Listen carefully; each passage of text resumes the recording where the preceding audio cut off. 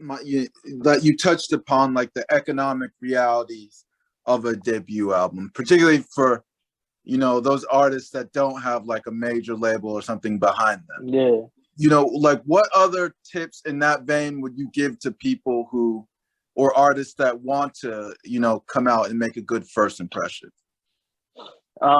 So I would say the main thing is like you gotta really take advantage of your resources. Like you gotta really take advantage of what you already have available to you. Like I find that a lot of times, with artists that are like you said don't have a major label or are smaller independent artists, um, they're trying to they trying to kind of go too big. You know what I'm saying?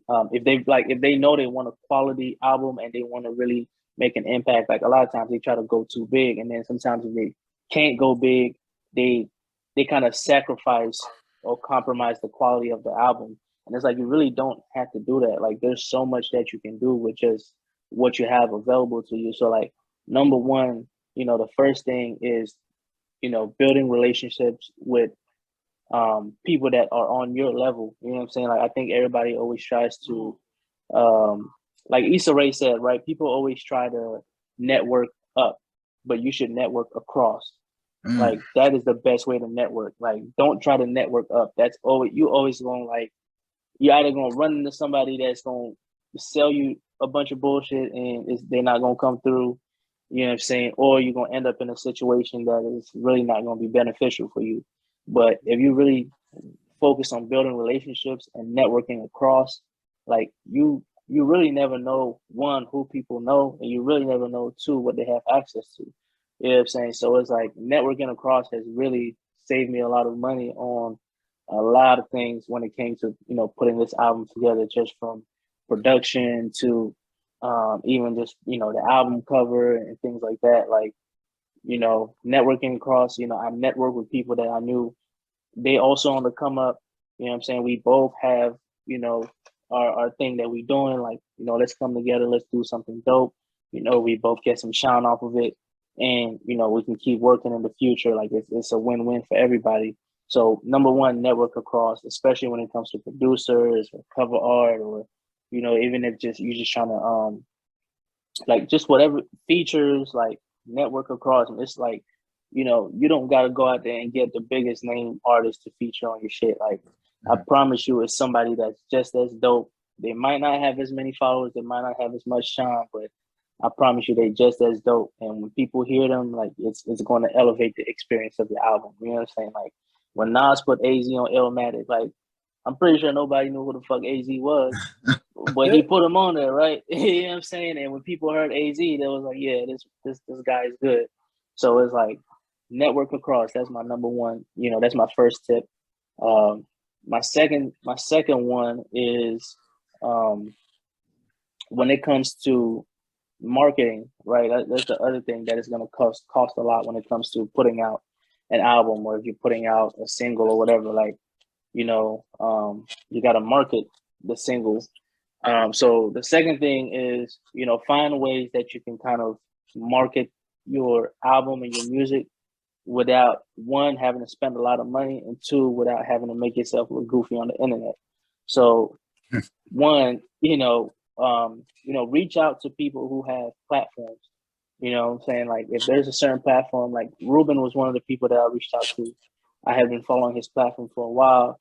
And every now and then he hit me up and tell me, yo, I like this song that you just dropped or whatever. So when I was getting ready to put out my album, I hit him up and I sent him my album ahead of time. And I told him like I wanted him to listen to it. Let me know what you think. This and the third. So like reach out to people who are building platforms, outside, like people who are not artists but are building platforms that cater to artists. So people like Ruben, I reached out to a lot of DJs. One DJ, she followed me. Her name is DJ Beans. She's worked with a lot of underground artists, a lot of people that might be some of y'all's favorite artists. And she followed me a while back, and so she had been showing love to a song that I dropped. So I sent her my album ahead of time as well, and I told her, just want to thank you for all the love that you've been showing. I want you to hear this album that I'm about to drop. Let me know what you think. And she loved the album. Like, she was blown away. And I mean, she basically did a bunch of just free promo for it. You know what I'm saying? And like, just a lot of people follow her. So whenever she would name drop me, I would get, you know, a good bit of followers, a good bit of listeners that would, you know, come check my shit out. So it's like, when you see these platforms, or you see these people that are showing you love, like, reach out to them when you're about to drop something. Like, a lot of people don't think that these platforms are important, or that these DJs are important, but they're a lot more important than you think. So, you know, that's a big way that you can save money on, you know, having to promote, and, you know, you don't have to spend a bunch of money promoting and marketing your album. It's like, reach out to people who already fuck with you, and, you know, build that relationship there. And so when it's time for your shit to drop, they're already gonna be on it. They're already gonna be putting people on. You know what I'm saying? Like, Ruben was posted my album and, you know, promoting it without me even having to ask, you know, just because, you know, I reached out to him, I built that relationship, and he appreciates the music, he appreciates what I do. So, and I appreciate what he does. So it's like, learning that respect goes a long way. Like, respect will save you a lot of money too. You know what I'm saying?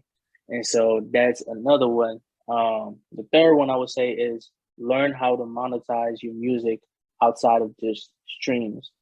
I think that a lot of people,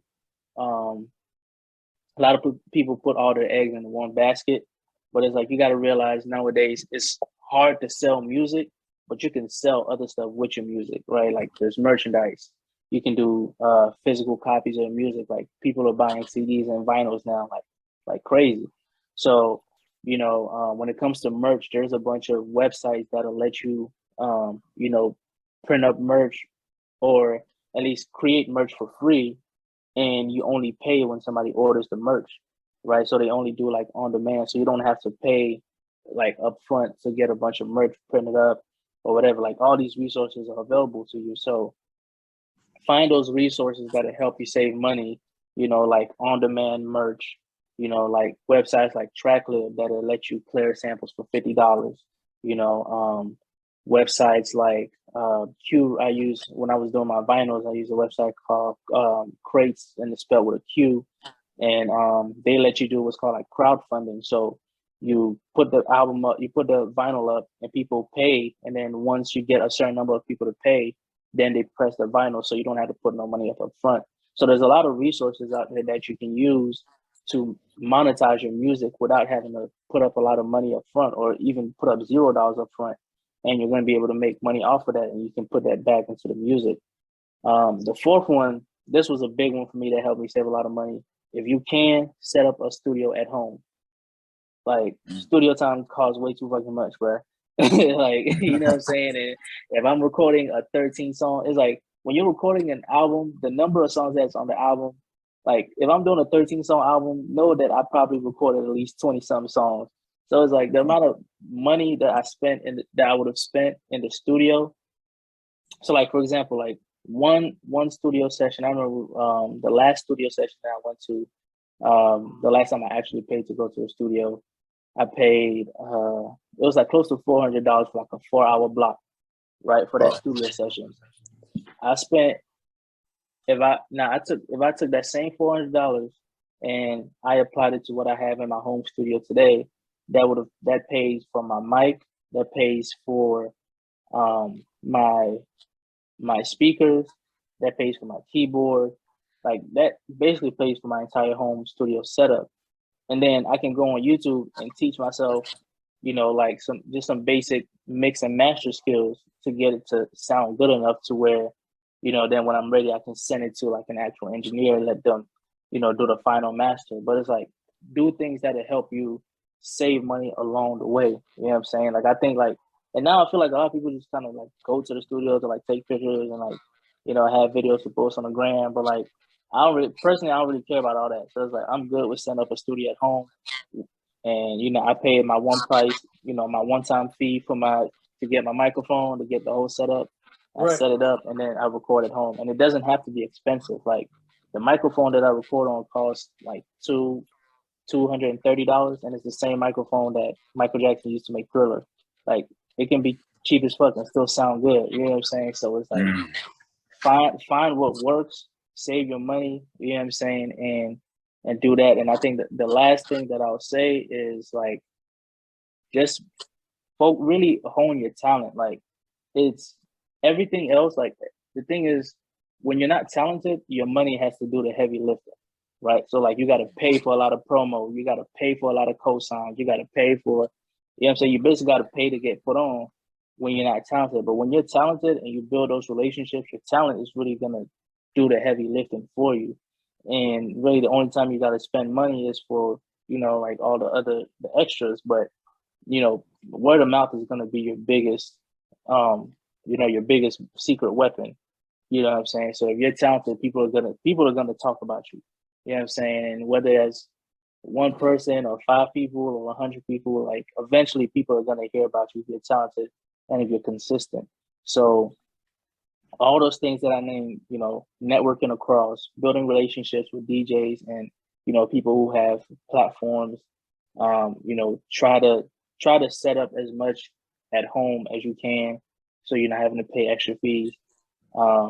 And then, like I said, just honing on your talent and focus on your craft, and that's gonna save you so much money in the long run. And I promise you, like, it's gonna be so many people people are gonna talk about you that you didn't even think like, oh, this person knew who I am. Like, I've had so many people reach out to me, like, yo, I just heard. I had someone reach out to me from the freaking UK the other day, a radio station.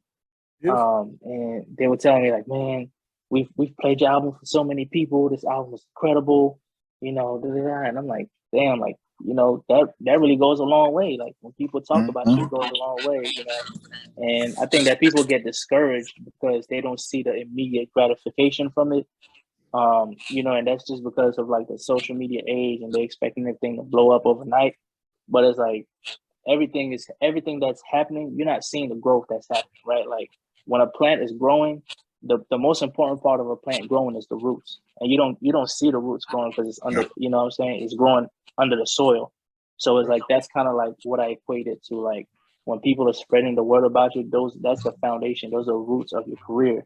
And you're not gonna see that growing immediately, not until, you know, the plant starts to flourish above ground. You know what I'm saying? Then you're gonna see it. But just know, like, it's happening, and just be confident in that. So as long as you do that, man, like, you're gonna be good. Like I said, you're gonna be able to save a lot of money. You know what I'm saying? And I would definitely say, like, find those websites that are going to, you know, cheapen the cost of making your album, you know, of, you know, whatever it is that you're trying to do. Like, there's a website out there for everything. You know what I'm saying? So it's like, just put in the time, and dig a little deeper, and you're gonna find what you're looking for. Yeah, and plant your flag with platforms that move how you move. Exactly. Their taste, and you're excited for them to hear what you say, because that makes it a fun relationship, right? Like, I've gotten tagged in with artists and producers because they know what I do and they know how I move, and then they're like, I'm working on an album you're gonna love, and I'm like, I can't wait. And with loose singles or whatever, get me juiced. They'll send me the advanced copy, and I'm repping hard all over the place, because it is exactly, they know what I want, right? And they made what I want while they were making what they want, because it's the same mission.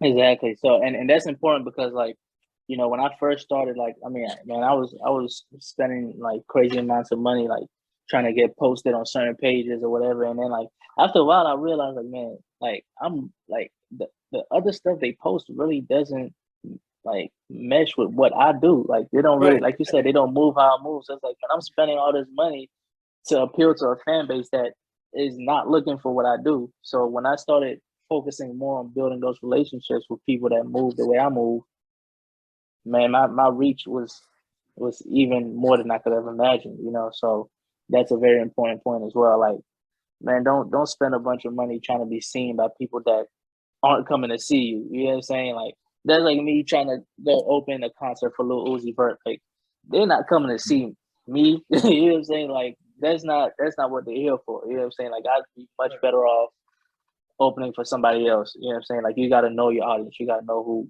who it is you're trying to appeal to. So that's a very, very great point.